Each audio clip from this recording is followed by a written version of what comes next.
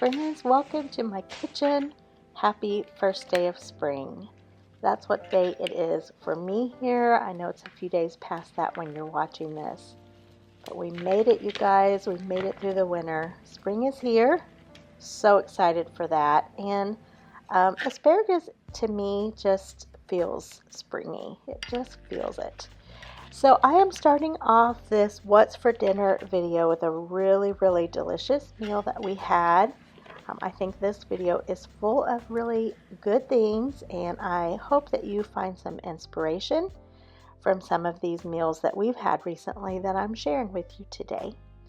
All right, after my asparagus was trimmed up, I just boiled it on the stovetop and removed it from the water. I could have blanched it to where maybe it would have retained a brighter green color, but I was okay to not do that. So just boiled up my asparagus, set that to the side because I have a few different steps here for this meal. Back into my same skillet that I boiled up the asparagus, I just added some butter and olive oil, brought that to temperature, and I am frying up these mushrooms here. I'm going to let these get a good, delicious flavor from the butter and the oil, and then I'm just going to move those to the side. So it's really kind of a one skillet meal because I just keep working with the skillet, doing things in steps, and so yeah, easy cleanup in that regard. So frying up the mushrooms. Next up here, I'm working with one boneless, skinless chicken breast. It was a really big one, so I cut it in half and I just put it in this Ziploc bag here, and I'm just pounding it out. I want it thinner and I want it tenderized by doing this as well. So I'm pounding this out here, and I'm going to fry that up in my skillet. And like I said, this has a few steps, but it's very easy and quick. So delicious. So pounding out the chicken here.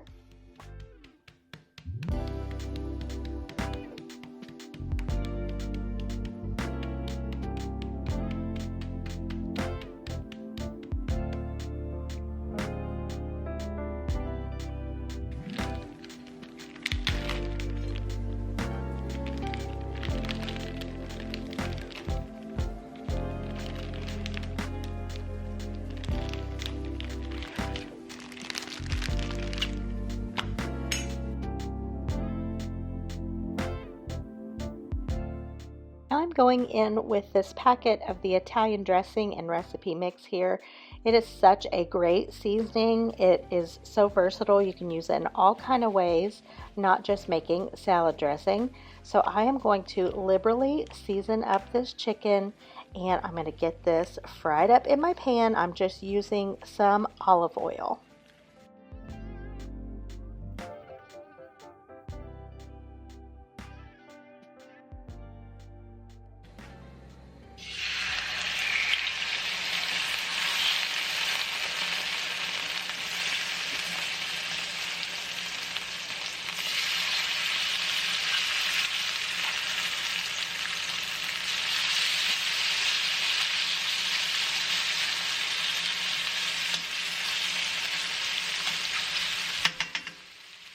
Now, how this meal came about, I had the asparagus and the mushrooms I wanted to use, and it made me think, when I was thinking how I was going to use those, there was a dish that my mom and sister used to love so much from Olive Garden, and then there's a dish I think a few of us have gotten before at the Cheesecake Factory. It kind of reminded me of that, like chicken Madeira or Madeira chicken, something like that. I think maybe what it was called there.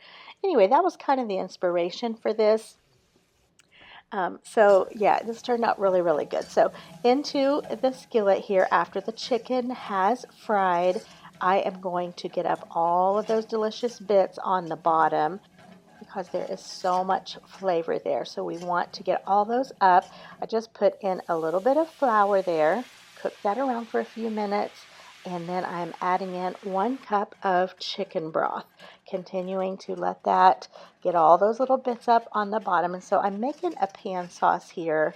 I did Google a few recipes Looked around for a few recipes for inspiration. Like I said, I knew of a few dishes that this already brought to mind that I kind of wanted, was my inspiration when I knew I wanted to use these ingredients. But I love to look at various recipes and see ideas and, kind of go from there. And then, of course, make it my own. So that's what I did here. Now, I made this made this sauce earlier, and then I let it cool down. So now I'm ready. It's almost dinner time, so I'm ready to pull this all together. So I added a little bit of pepper and a little bit of parsley flakes. Like this, I always say a sauce like this, especially when you're using some chicken broth or some chicken base, something like that, you want to be careful with the salt. You can always add that in later. So I did not add any additional salt. And then I have just put maybe about a fourth cup here of heavy cream. So this is just kind of my pan sauce that I am making. Let me just say this was so flavorful and so good. The bits that came off the bottom, the chicken broth, the heavy cream, just simple ingredients, but wow, packs such a flavor punch. So I'm just doing this over low heat here. Basically, once this is done, it's time to add back in the chicken. So I kind of trimmed up my chicken here to some smaller pieces, and I'm going to get this back in the sauce, turning to coat, and I'm just going to let this kind of be over low heat here to make sure everything is good and warm, because like I said, it is almost time for dinner. And for the finishing touches, I'm adding in the mushrooms. I'm going to top everything off with some cheese. And then I decided to just go ahead and put the asparagus off to the side and let that kind of just, be a part of this one skillet meal, if you will. And I just made mashed potatoes to serve alongside. I knew the gravy would be so good, or the sauce, whatever you want to call it, would be really great over top of potatoes. And I'm pretty sure that's the way the Madeira chicken or chicken Madeira, whatever it's called. I think the other one was maybe chicken marsala. I think that was the Olive Garden version, I believe. Anyhow, I think that's served over mashed potatoes. So I knew that's what I wanted to do here. This was super delicious. I already want to make it again. I just loved everything about it. James and I both. Pounding out the chicken made it so tender. This was an easy one.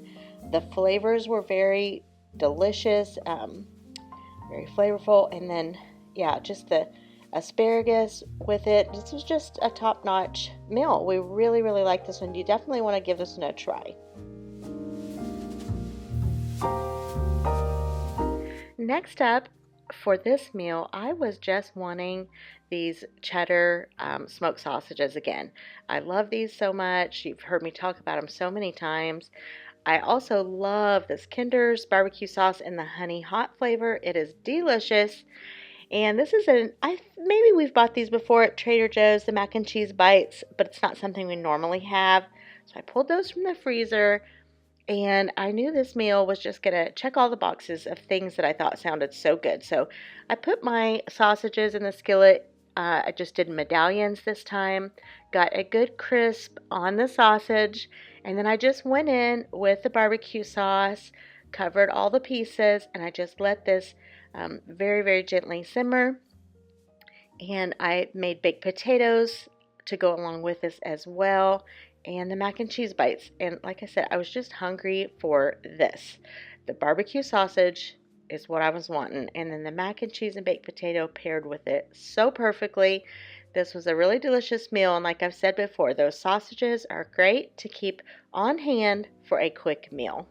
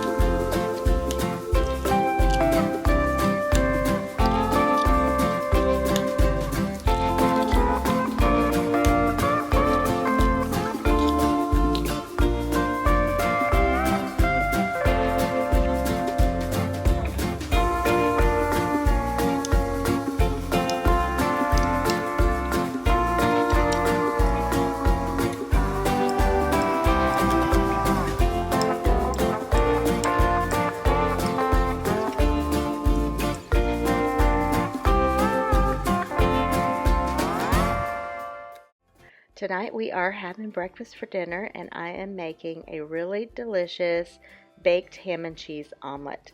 I have showed this on my channel before, but it's been a long time and it's worth showing again. This is really good. So be sure and look below in the description box for this full recipe. But it's very easy. Eggs, heavy cream, some seasoning, cheese, a cup of ham. Not a lot of ingredients. It bakes in the oven and is just delicious. One great thing about this too, I think this is a good one to say if you want to make this at the beginning of the week, keep it in the refrigerator and have breakfast ready. All you have to do is take a piece, heat it up in the microwave. Works out perfectly like that as well. So I also add dry minced onion to mine. It doesn't call for that in the recipe, and I use a little bit of the citrusy garlic seasoning that I've been liking, some pepper and parsley on the top, and look how pretty this bakes up. It's so pretty. It makes an 8x8 or 9x9. I used a round baking dish for mine, but this is just so good. So down in the description box is where you will find the recipe. To go along with our breakfast for dinner, I have these double cheese bagels. You can find these at Walmart. They are absolutely delicious. My favorite bagel, that's store-bought. I think it's like an Asiago cheddar bagel. So delicious. It's even better when you can find them on markdown. I decided to toast those up and use a couple small avocados, or maybe I just use one. Here's that citrusy garlic that I like. Lately, I've been really enjoying that. Put a little bit of that in there. So basically, I'm making avocado toast on bagels. So that's going to go great along with our dinner. I also made some crispy rounds in the air fryer. This is just what I was hungry for this night, and it really hit the spot. A lot of times for breakfast we'll have, if I make it for dinner, we'll do biscuits and gravy, but just wanted something a little bit different this night.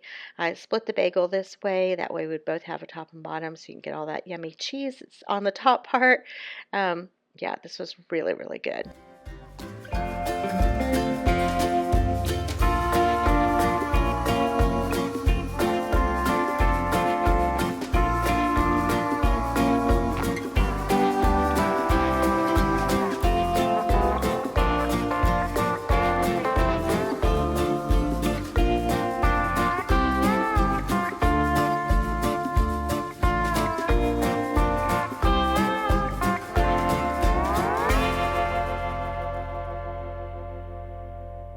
Right now I am getting prepared for family night. I've got 3 beef roasts. They're all 3 a different kind, but it really didn't matter. 3 beef roasts is about what I thought I would need because, like I said, it's family night and I want to make sure I have plenty of meat. So in my crock pot are the roasts, and I'm using this Louis Italian beef seasoning packet. This is so good. If you can find this and try it, it's really worth trying. This is the second or third time I've used it, and I just follow the package directions. Really, it's just water and the seasoning mix, and it's got some different ideas on the back for ways to use it, but I just use the amount of water for the seasoning mix, get it in the crock pot, and let it cook.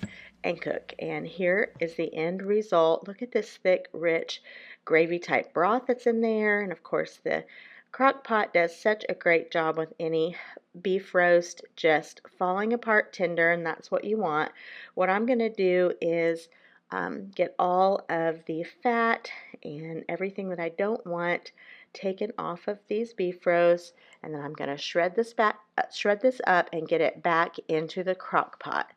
Next, here on my stove, I am going to saute a pretty large amount of green peppers and onions. I used, I think, about 3 or 4 green peppers and maybe 2 or 3 large onions. I am sauteing that in some olive oil, and this is going to go along with the dinner. I am going to be making something that I haven't made in a long time, but I used to make pretty often when all our sons were at home. This just was a favorite, and I really don't even know how I came up with this recipe. It wasn't a recipe that I found. It was just something I thought of and put together one time, and we really enjoyed it, and I just continued making it. So stay tuned. We're getting to it here.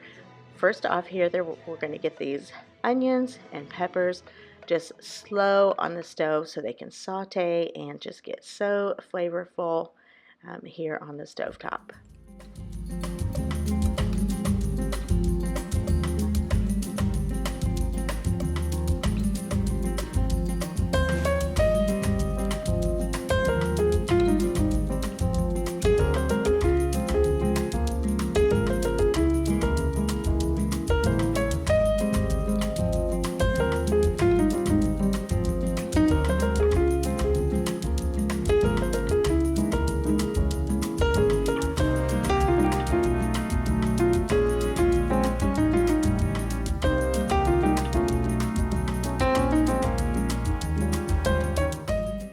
Serving very simple sides for tonight's dinner.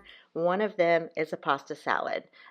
We haven't had pasta salad around here since probably summer, so it just sounded so good. So I picked up these fresh mozzarella pearls. I love these in a pasta salad. I've got my veggies of choice all chopped up and ready to roll. My pasta has been cooked and drained and cooled down, and now I am ready to assemble this pasta salad. For my dressings, I'm going to use a mixture of this orange honey mustard dip and some Italian dressing. So I'm just going to put a little bit of this in the bottom of my mixing cup here, and the rest of the Italian dressing that I had, I'm just going to mix this together, taste until I get it just how I want it. I did end up adding a little bit more of the orange honey mustard. So I got this all mixed together and ready to pour over the salad. I love pasta salad in general, but I like how versatile it can be. You can definitely customize it and change up pasta salad every time you make it, just based on the veggies you put in or the cheese, the type of noodle that you use, the dressing you use, just so many variables that can make a pasta salad different every time you make it. So this is just what I chose to add into mine this evening. It was really good, very refreshing, and I make a lot of pasta salad, not a lot, but I do make pasta salad quite a bit throughout the summer, and I'm ready for it.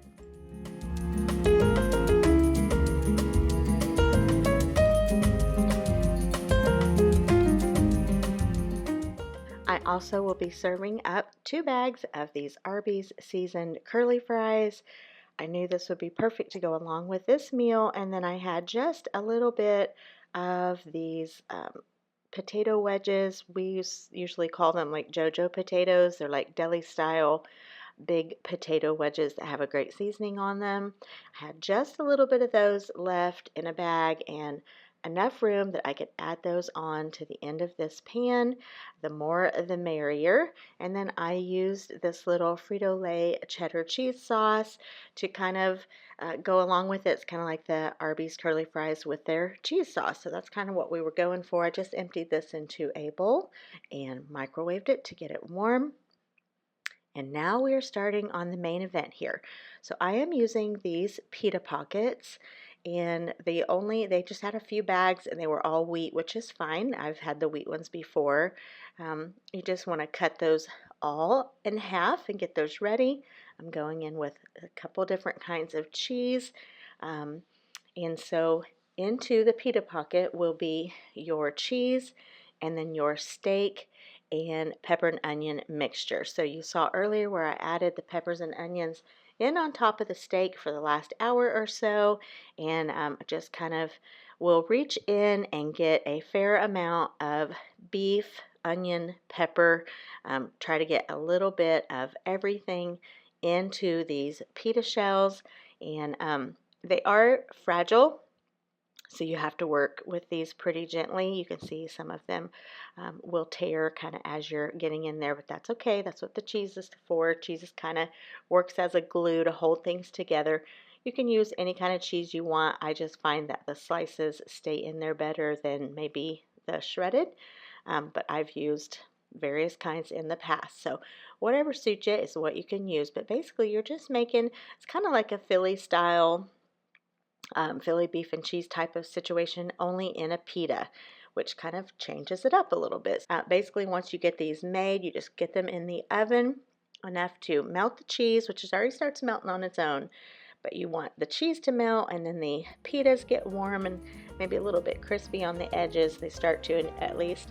And they're just so delicious, and we serve them with barbecue and horseradish. Usually I will put that maybe down in there as I'm making them. That's how I used to do it when I made them a long time ago, but this night I just let everyone do their own. Of course, we had the fries and the pasta salad, and it was a really yummy family night meal, something different that I haven't made in a good while. So here is my huge tray full of these. Like I said, it was family night, plus we had a guest, and so I wanted there to be plenty for everybody to eat as much as they wanted. Alright, you guys, thank you so much for watching. If you have not subscribed to my channel, I would love to have you as a subscriber. If you will give this a thumbs up, that certainly helps my channel as well. And I will see you guys again next time, good Lord willing, and the creek don't rise.